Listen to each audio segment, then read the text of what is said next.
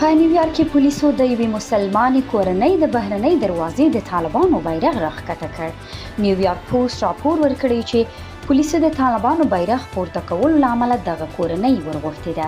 ویل کېږي چې د کور خاوند نه پوهېده چې دا بیرغ د طالبانو دی. د امریکا د بروکلین د ښاري شورا غړي آنها د یوې ویډیو په خپرولو سره د دغه مسلمان کور بهر د طالبانو د بیرغ په لګولو سخته نیوکه وکړله. هغه وویل موږ په خپل مایند کې د ترهګرۍ ملاتړ لرو. په دې ویډیو کې لیدل کېږي چې طالبانو د بیرغ ترڅنګ د فلسطین بیرغ هم ځوړند شوی دی.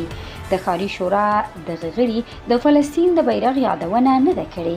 د دې ویډیو له خپرېدو وروسته سیمه ییزو پولیسو یاده کورنۍ ورغوښتې او د هغوی د کور له دروازې د طالبانو بیرغ لرې کړی دی.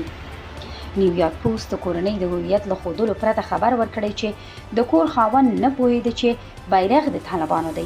د کور خاوند ادعا کړې چې له کومې ډلې سره همکاري نه لري.